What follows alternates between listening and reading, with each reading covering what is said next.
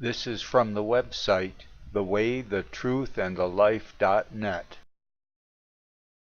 This is my introduction to Islamic alarms, section 2.6 of my website, thewaythetruthandthelife.net. In this introduction, I will explain how I became aware of Islam and why I have been motivated to devote so much time to tracking their behavior daily, and encourage one to study these issues for themselves. The shock that woke me up was in August 2000.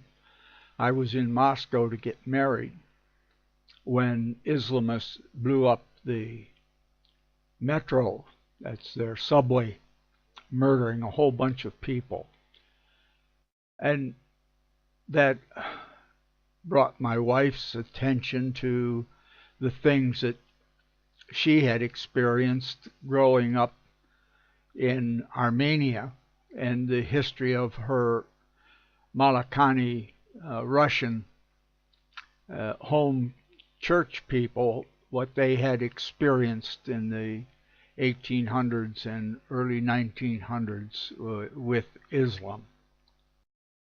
In the background is a very important concept that I've discovered that will explain three very important things that are overlooked in history or absent from the academic literature. The background item that I discovered that is so important started with Bruno Bettelheim, who had studied folk tales. And on his retirement round of universities, I had the good fortune to speak with him at the University of Buffalo. And I asked him if he was a religious Jew, and he said no, but he had great respect for the Jewish culture, because when he studied folk tales, he found that these responsible stories that you can find in the Jewish Bible were a product of a much more ancient storytelling culture, that those stories existed in many cultures around the Mediterranean, and that the stories were a product of stable cultures where the elders were respected and passed on the information, the history, in the storytelling around the fire at night in a community family involvement. This is so important. And the three things that I wanted to mention that show its importance, number one, that that storytelling went on in the early Christians. It went on with Muhammad, and it was a foundation of a survival for 1,400 years of the Roma society without a written language. We fail to understand how important person-to-person communications is, and interaction, and especially family or in the case of Roma, the community group. And in the case of traveling tribes, the community group. But this respect for elders, and where it took root in China and in around the Ukraine, in the farming areas, it ended up a farm family process, that where the family the elders were respected. The grandparents were part of the family, and the elders were respected, and the community elders were respected and would tell the stories of the past, and these stories that had so much wisdom, like the jealous brother and how Cain killed Abel and all of these stories. And then the nonsense got dropped. The elders had been fathers and grandfathers, and they cared about the quality of life for their children and grandchildren and great-grandchildren. it's different than a narcissistic hierarchy that evolves with affluence, where the women get wet nurses and babysitters or farm their baby out to another family until they can walk and talk. But so that's this important background. And then that's where Muhammad came from with the storytelling and how important that is intellectually. To say Muhammad wasn't literate in modern society is to degrade him. But in that environment, they were much more intellectual and developed in human interaction because their knowledge came from direct human interaction. Reading a book is a solitary thing. Communicating with others, it tends to develop all kinds of things, especially in children, to be part of this as their brain is developing and nerve growth factor is in different areas of the brain.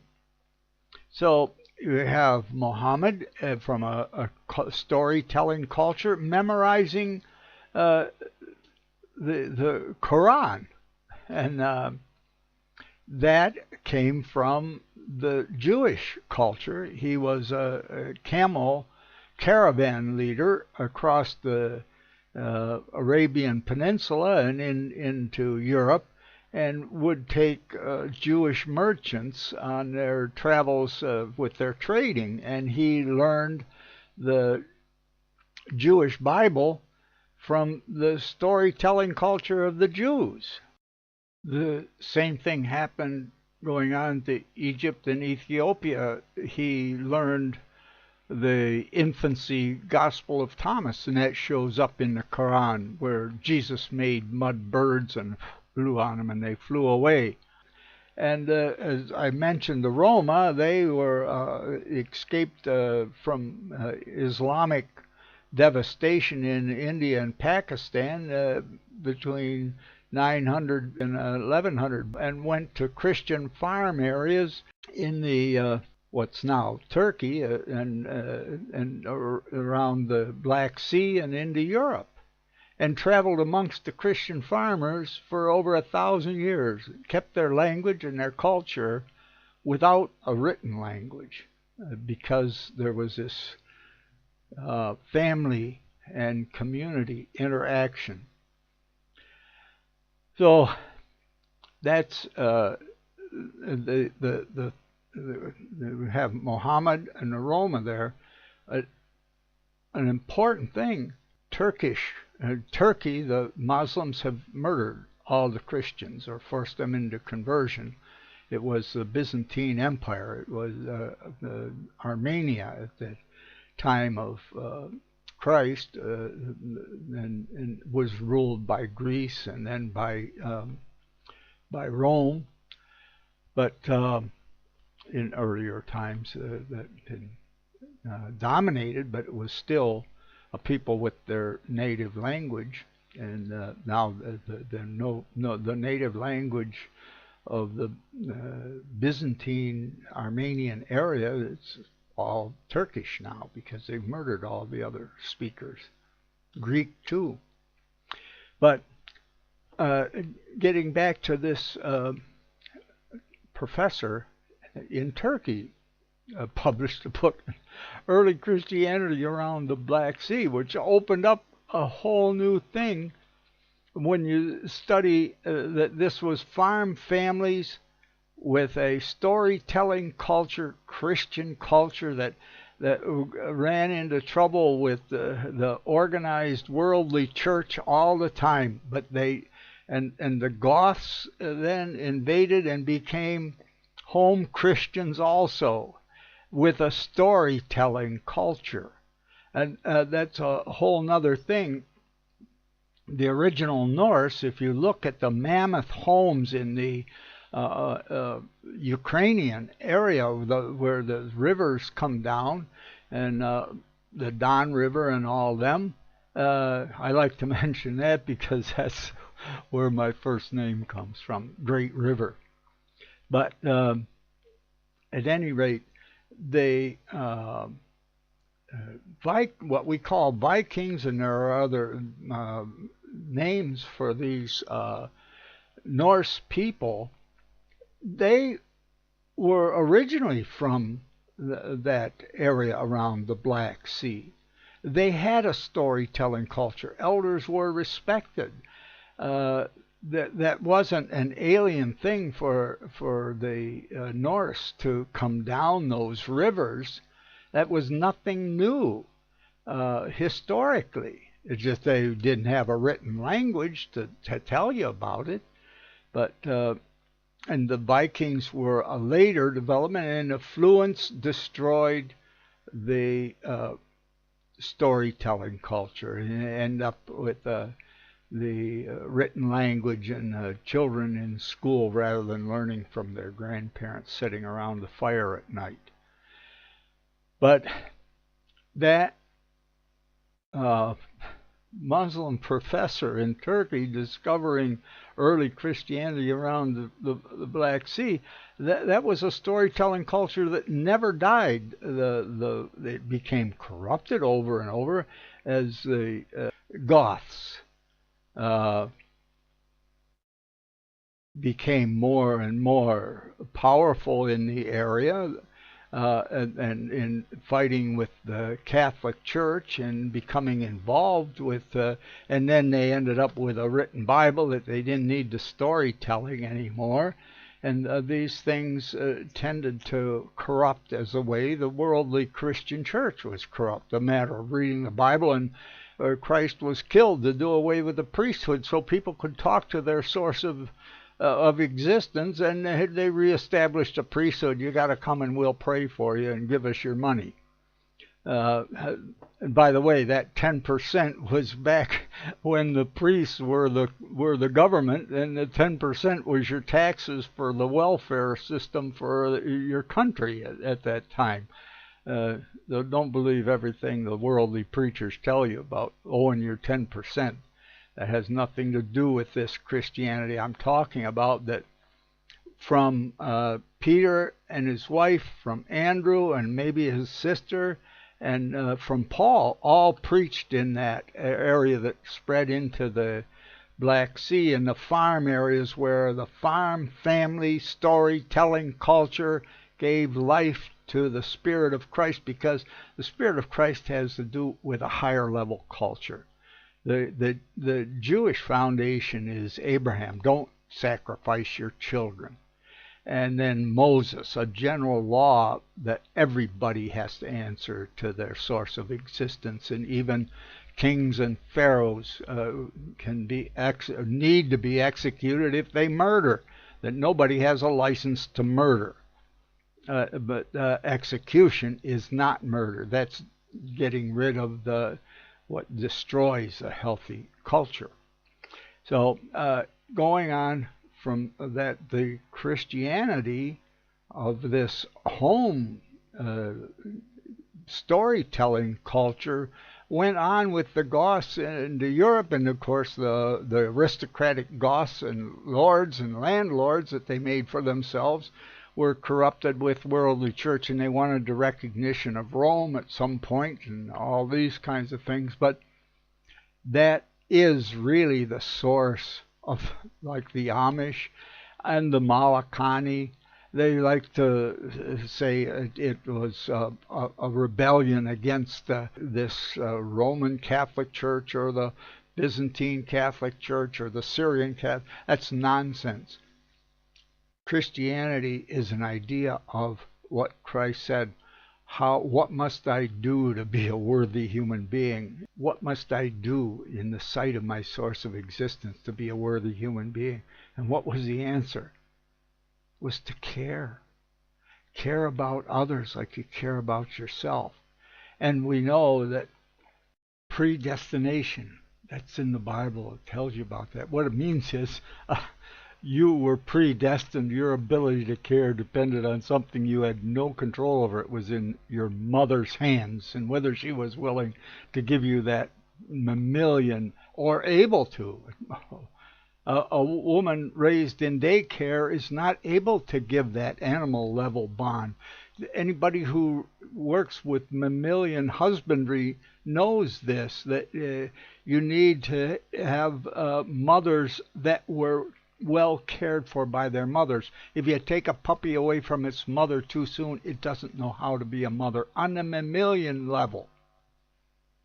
A child who isn't cared for will, even you feed them and wash them, if you don't interact with them, they get what used to be called marasmus. It was the source of deaths in the early 1900s in Boston. Marasmus was one of the major sources of death, and they thought it was because of poor people. And when they started keeping statistics in Boston, they found out it was the wealthy who had hirelings taking care of their children, and those in orphanages that, even though they were cared for, they weren't interacted with, and they developed what they called then marasmus. That's a vomiting and diarrhea, and they end up vulnerable, infected, and die. Today, they call it infant atrophy, a lesser extent, a colicky baby. And it's the need for the mammalian animal level nursing bond. But that's a whole nother thing. When that goes away, you can call somebody a Christian, but if they don't have that loving foundation of a mammalian nursing bond and a father to teach them that all their genetically based impulses are not the best thing, and teach young boys how to work together. And in a farm family, that happens naturally. That's why the farm family is the love in a farm family and the respect for elders is an expression of God's laws that Christ spoke about without anybody making themselves a priest or an umpty-ump or whatever. So at any rate, that's background. Please understand this levels of development, because in our modern affluent society, with book learning replacing human interaction and verbal conversation and interaction as a source of learning, there is a degradation of human development, that the higher levels are not achieved.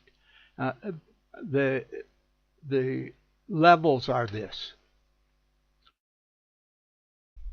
A child needs a mammalian breastfeeding bond for 2 to 4 years, and a father, especially a boy, to teach and discipline into respecting others and not using his strength inappropriately. But if this level of care is not there, there's mentioned there enough knowledge of marasmus and infant atrophy from child neglect. If you just look at the orphanages that Ceausescu created, and when the communists were overthrown and they discovered all these children with autism in there, and the power of the women's liberation academic narcissistic society, intellectual academic credentials, that the respect for the care for the child, abortions, daycare, and the child is deprived of what they need to be a parent. The women that were raised with this lack of background of care, even they want to be a good mother, can't be. So please understand this. The academic excellence, the respect for academics when they're teaching nonsense because it's selfishly, it's what will get you ahead. The president of Harvard, advisor to 3 presidents, got fired because he said the truth about why there aren't women engineers. It doesn't have anything to do with competition. If you're a good engineer, if that's what the way your brain is put together and you do a good job, you go ahead. Not because it's politically expedient, because you have the competence. And male and female are different. The 2 hemispheres of the cerebrum are different in men. One side is logical, the other side is pattern, nonverbal. And in a female, they're intertwined. So a female can have a stroke, and the side having to do with walk and talk in a man, if he has a stroke there, he's done for. He can't walk or he can't talk. If a woman has that, she has duplicates in the other side, and she tends to have the ability to walk and talk if she has a stroke. A man has something like 4 billion more brain cells. It's because the way evolution made man, their job was to plan the hunt, to plan the defense, to plan the attack. The place that led to survival of the children with the females was the one who cared for and breastfed. If you look at the great apes, they breastfeed, many of them to the second molars. And this skill and ability, it's such a shame. See, pushing women to be doctors, and they have 3 times the normal suicide rate of just a woman, and the breast cancer rate for these professional women not in the home caring for a child, and the uterine cancer rate, and all the psychiatric problems they have, and the hate for men, which is genetic, because for 10 million years, what survived was what made babies, and what made babies was the alpha male raping the female and beating up the other men. So you got a bunch of men that want to be no leader, and you got a bunch of women that want to have control. Whether it's through the priest, and they used to do that with the church. That was the worldly church, was built by women catering to the priest to get their power against their husband. But and that's breaking down because they don't need it. They can just call the police and get whatever they need. So, but now let me get back to this levels of child development. If a woman has had a mammalian level nursing bond with her mother, she can give it to her child. And that's the strongest thing. If the child will survive if they're cared for. Even if they're bottle fed, they'll at least develop to the point of narcissism. That's the first level of development after self-destructive. And it may have some sadomasochism involved in there, or autism. Those things are more and more clearly understood, that it has to do with nerve growth factor in various areas of the brain at various stages of development. But after narcissism, that's the little baby that you run around and do everything for and breastfeed for 2 to 4 years. And they get running around with other children. They like other children like themselves. Girls like to play with girls. Boys like to play with boys. At first, they play all together. There's not much differentiation, and gradually they spread apart. And if that's the homoerotic level, they like to be with their own kind. That's a natural. After selfish narcissism, which is natural, comes the homoerotic, liking others like self. And then if there's a healthy foundation at the age when the hormones start monkeying with the brain, they get interested in the opposite sex. That's heteroerotic.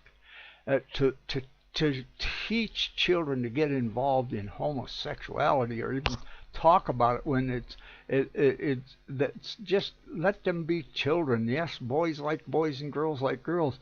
If they have a healthy foundation, they grow out of it and are embarrassed by their homosexual activity because they have a heterosexual involvement. It was a different life stage. If they have this healthy foundation, then they can love the opposite sex and create a life out of a care for one another. Now that's still selfish, the sexual bond between a man and his wife. But if the foundation is there from a family and family caring, especially like goes on in a family farm, like you see with the Amish, well then there's a deep love for the child. And in a farm family, the child is valued because that's the next generation going to take care of the elders.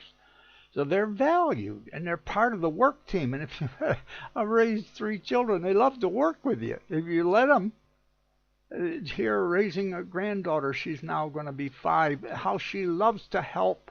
And the children around here, not many fathers in Russia. And I get the boys they cut down a tree and the branches laying all over, and the boys acting like goofy. I scolded them a little bit and then started working and asked them, why don't you help out? They worked good.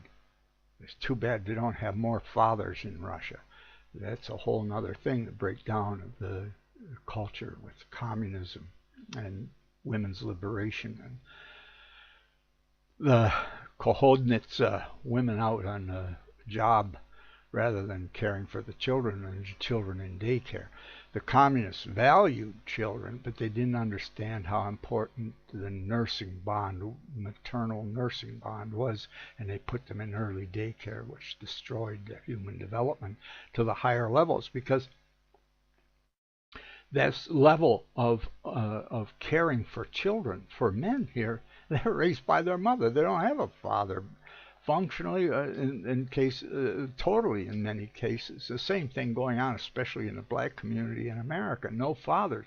And the women tend to have this male resentment for the genetic history of rape and the logical association of the child with the man, especially the boy.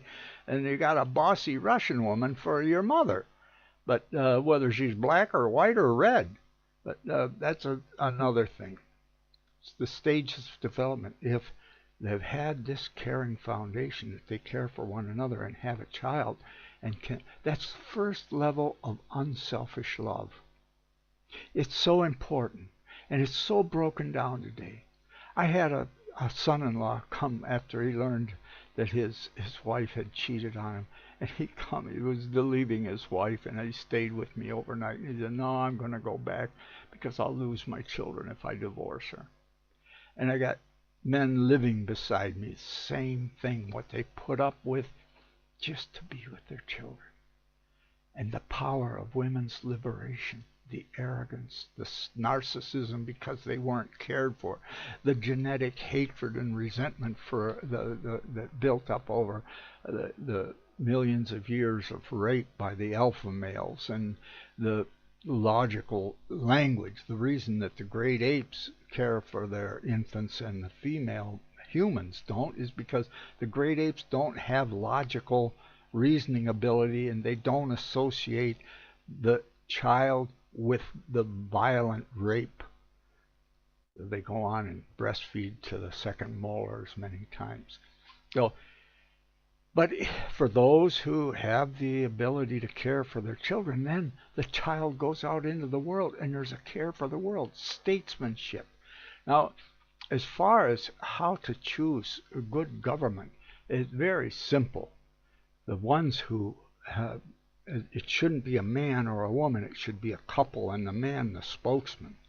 But what should qualify them for office to be a judge, a legislator, or an administrator is that they are grandparents.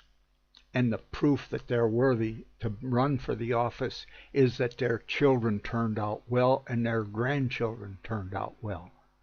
Now, that's pretty limiting today, but that is people who intuitively somehow know something. And they need to be respected and be the leaders of the culture. By their fruits you shall know them. These higher levels of caring are a predestined thing.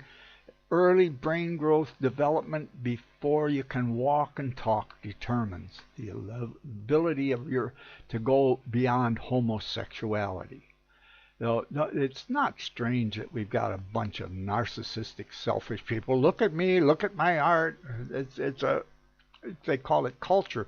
Culture is supposed to be raising healthy children, anthropoculture. So where do we go from here? This is my foundation for 2.6 in the website, having to do with Islam. As I said, I was in Moscow in 2000 to get married when Muslims blew up the subway, killing a whole bunch of people. And that was a wake up for me. Then my wife and I went to America, and she was so happy because her background had been so filled with fear all her life. Uh, she grew up in Armenia, part of this Malakani Russian village. But back in the 1800s, they immigrated there from Persia, and they worked as farmers. The Russians had rescued part of Armenia from the Muslims, and since the Muslims had killed all the Armenians in the area, they let these expelled home church Russians immigrate into the depopulated area and gave them farms. So they were raising cattle and so forth and taking their garden and animal milk, cheese, and so forth products to Tbilisi. But they had to go by Muslim villages, and they were attacked and killed for their produce, either what the produce that they were taking as they went to Tbilisi, or the goods. They would trade their eggs and milk and or cheese and all this for cloth and stuff. And on the way back, the Muslim villages would attack them and take what they had brought from Tbilisi. So they learned to make little caravans of 10 to 15 of the horse and wagon, with men guarding the front, watching out, men guarding the back, and men guarding the sides, and all well armed so they could defend themselves. So that's how they developed the strategy, and they set up guards for their fields because the Muslims were stealing cattle and horses and sheep and whatever at night. So they had to guard that. But Olga's grandfather made wagon wheels, and there was a Muslim that hired him to make some wagon wheels, and he made them and was delivering them, and the Muslim man invited him in for tea. And her grandfather asked the Muslim man, this was back in the late 1800s, asked the Muslim man, "Why do you steal from us?" And the Muslim man told him, "Since it's in our book, you owe us. You owe us." It's called taqi or something, protection money that non-Muslims have to pay if the Muslims let them live. This was all new to me. When I looked into it, America had to pay this. Thomas Jefferson and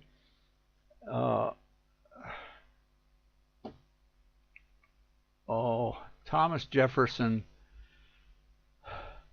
and Ben Franklin. Thomas Jefferson and Ben Franklin were ambassadors to the Muslims that were grabbing our ships and holding them for ransom, killing the crews or enslaving them. And Thomas Jefferson and Ben Franklin went to Paris, meeting with the Dey of Algiers, that's the Islamic authority head, to pay this money. And a large, I think it was 25% of the American federal money went to pay Muslims to get ships back in the Mediterranean right after the revolution.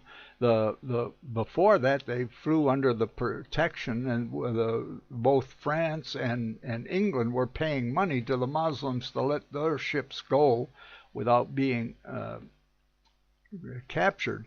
And before the revolution, the American ships flew English flags and could go. At any rate, that's why the Americans founded the Marines, from the halls of Montezuma to the shores of Tripoli, where the Marines going to these Islamic areas to free ships. But also Thomas Jefferson had The Dai told them the same thing that this Muslim had told Olga's grandfather. It's in the book. You owe us. And Thomas Jefferson wanted to understand that he had a translation into English of this Quran made and brought it so he could study the enemy. And now we've got Muslims taking the oath of office on it. But that's another thing. All right.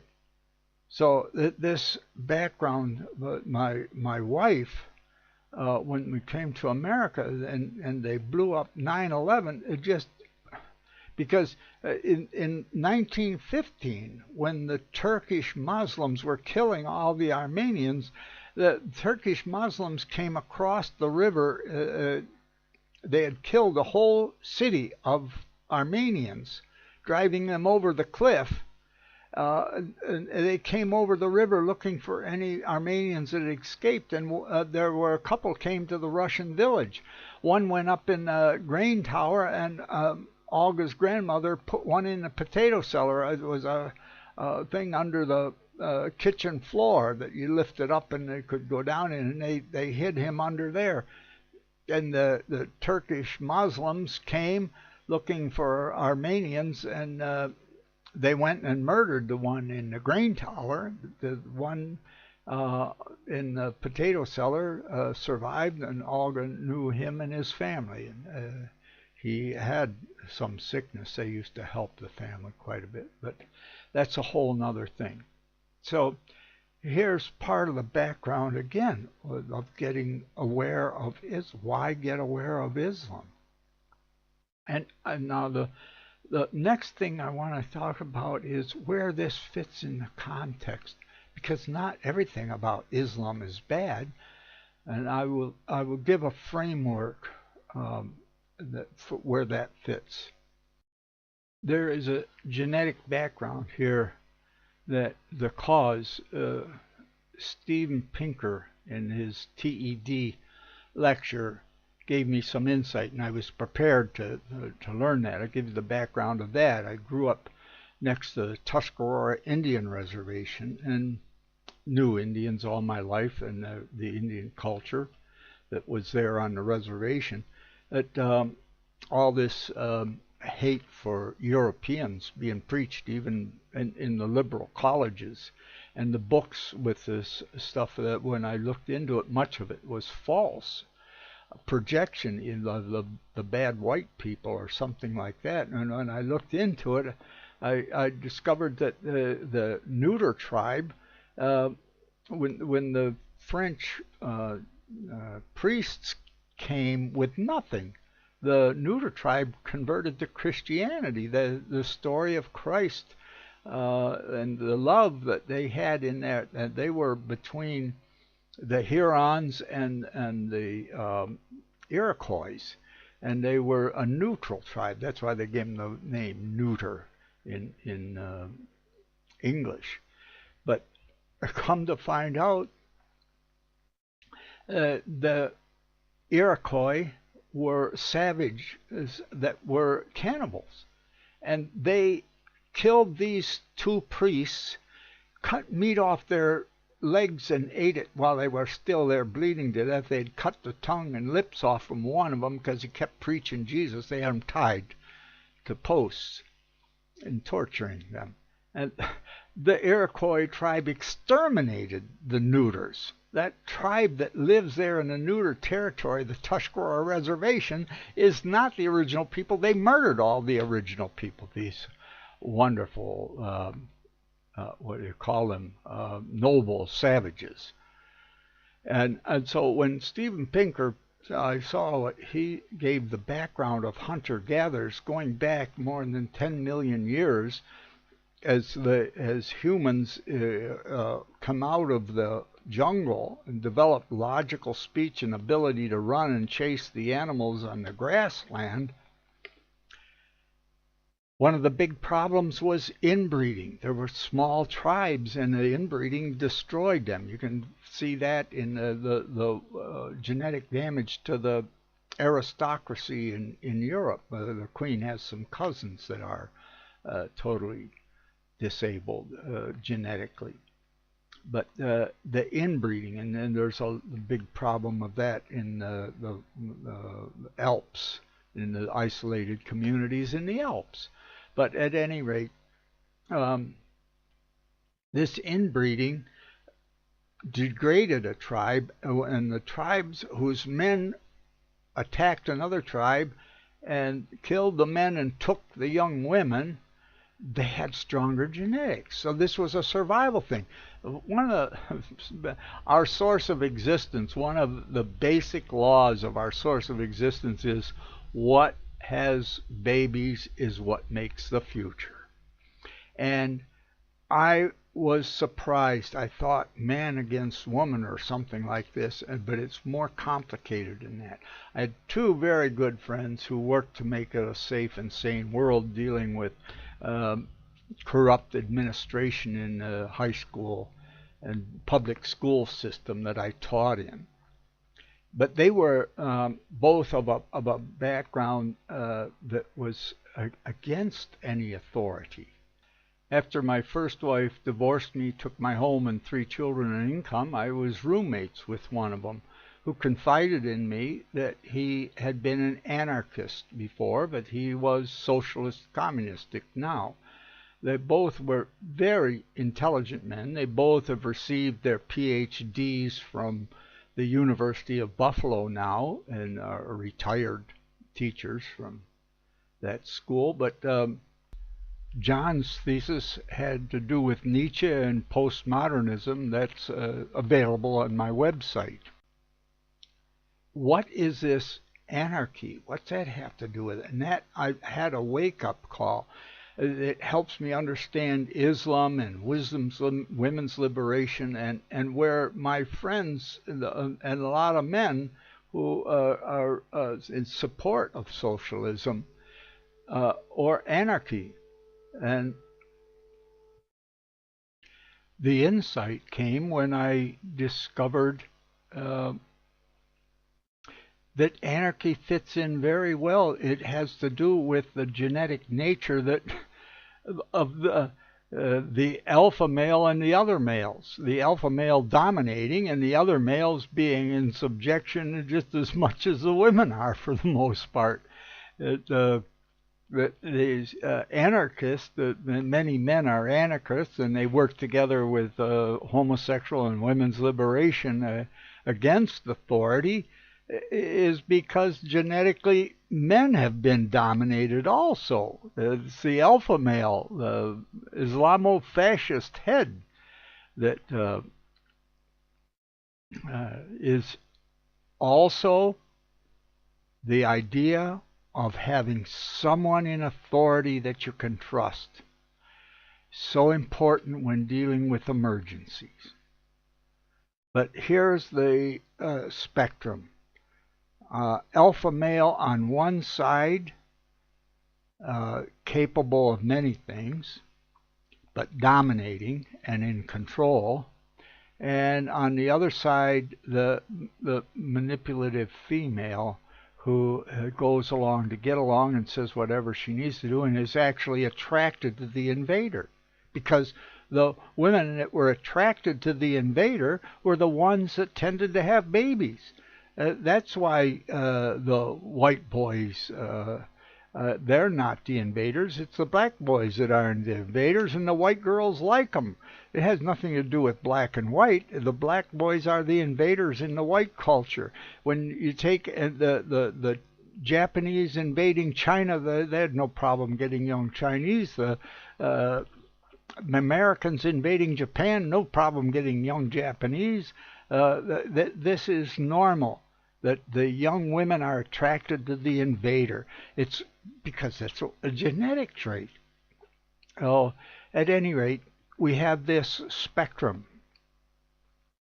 The manipulative female on one side, using the priest or the alpha male, the chief. In modern society, they don't need the priest. They've got the government. They can just call the police and have their husband or the man in the house thrown out. In Kenmore, New York, my home there, It's now if you holler at your wife, you can be arrested. So that's the background. Here, I'm going to stop. Um, I live in Russia 6 months of the year. It's the same as in Kenmore. You can hear babies crying before they can walk and talk, and they're crying, and their mother's hollering at them, and nobody says anything. You can go to the park here and sit and watch their mother smoking and drinking while the baby's crying and nobody says. So, is there any fundamentally good foundation to the hate and murder that Boko Haram is doing with their hate for Western education? Their hate for Western education has a good foundation. It's destroying the home, destroying the care for children. It's creating a bunch of people that haven't developed beyond narcissism and homosexuality because they haven't had the mammalian nursing bond and a mother in the home. Does that mean that I support the Quran when it says behead or cut off the hands of non-Muslims or make them in subjection if they're monotheistic? No, it doesn't mean I support that. It's Antichrist. It's the worship of the God of forces, not our source of existence. It's a God created by Muhammad. It's an alpha male pyramid scheme of rape, pillage, and plunder.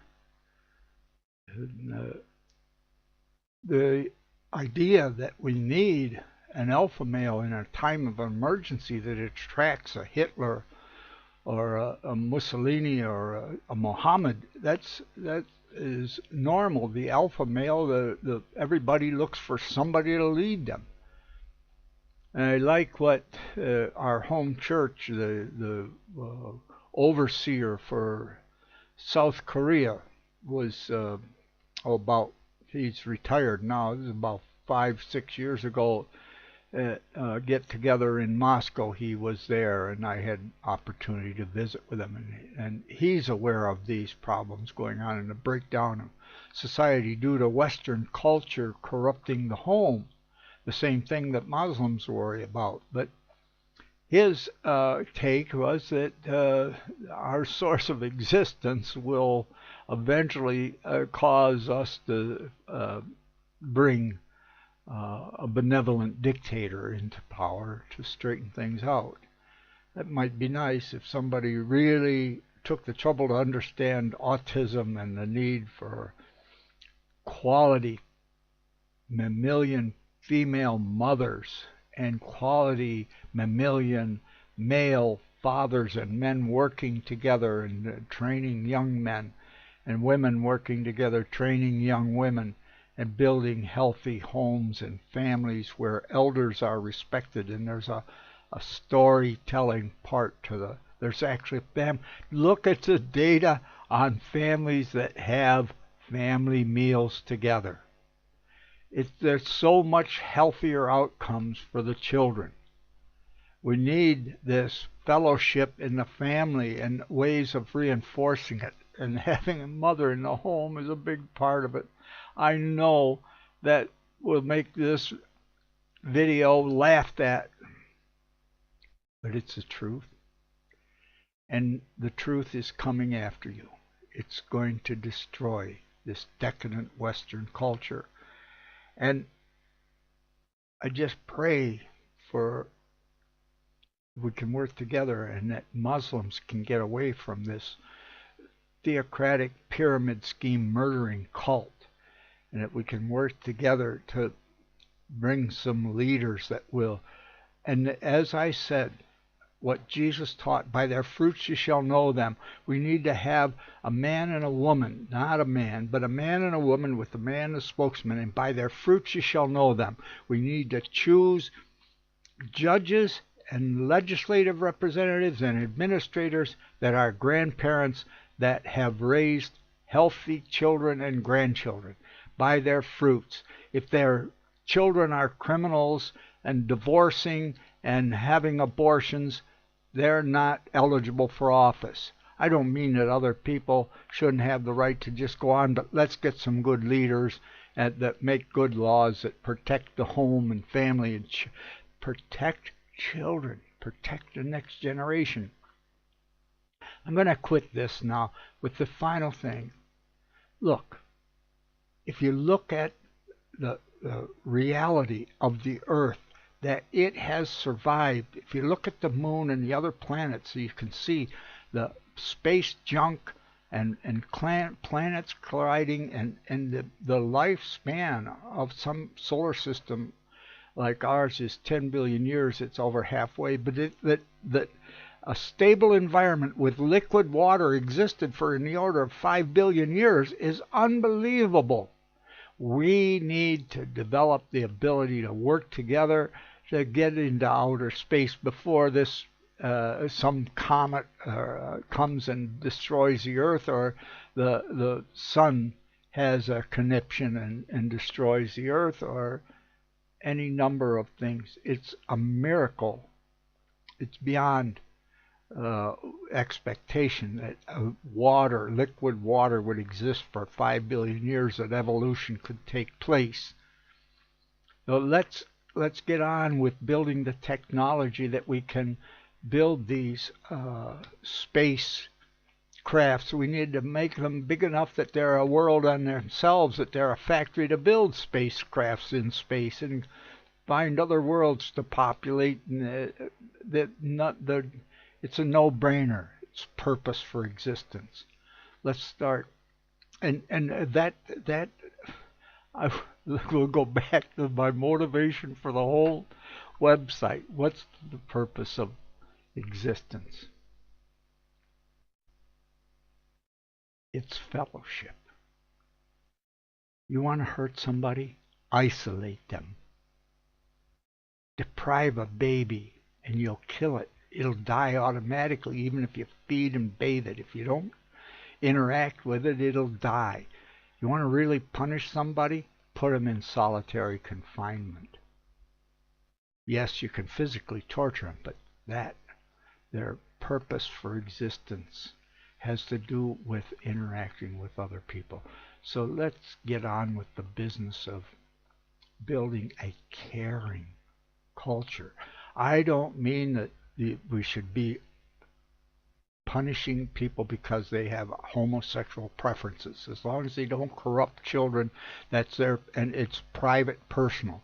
But we need to have healthy homes for children with a mother and a father that are good examples, and have the mammalian level of rising from narcissism to homosexuality to heterosexuality to altruistic care for the children, to the altruistic care for the community the children grow into, to altruistic care for the world that they go out of work and war that they go into, and building statesmen and couples that are statespeople, couples that can hold office, a man and a woman together, and the man the spokesman. Let's start building a healthy culture, an anthropoculture, one that raises healthy children. This is my introduction to Islam.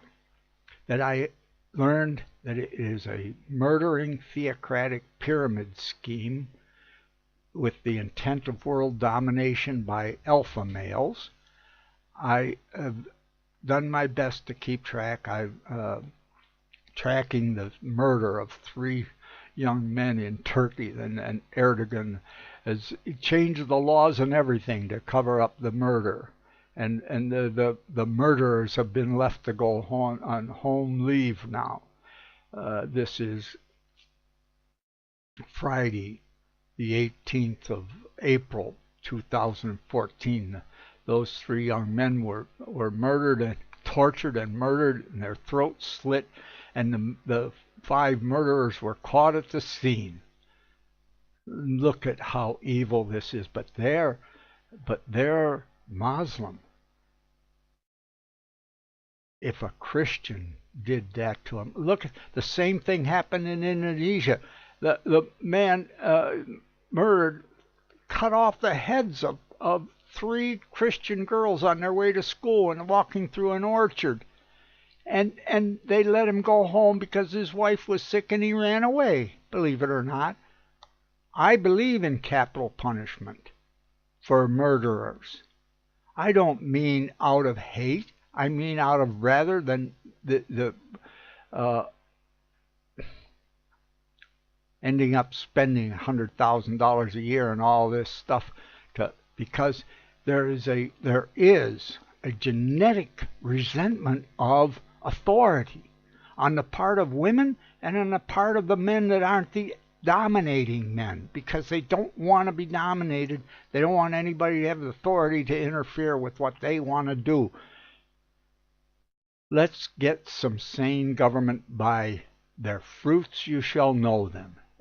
And let's actually talk about the truth of autism rather than blaming it on Mercury and writing false papers and saying there's no difference between men and women when men have 5 billion more brain cells and brain hemispheric specialization, where the woman has genetically developed to specialize to be able to care for the babies and raise them, except it's corrupted by logic. That they associate the resentment of the male rape with the child genetically, emotionally. It's a problem. And if we can take wolves and by selective breeding make nice little lap dogs, we can help men and women genetically also to be better mothers and fathers. So let's get on with it. And let's understand that Islam is not the answer, but it may require a benevolent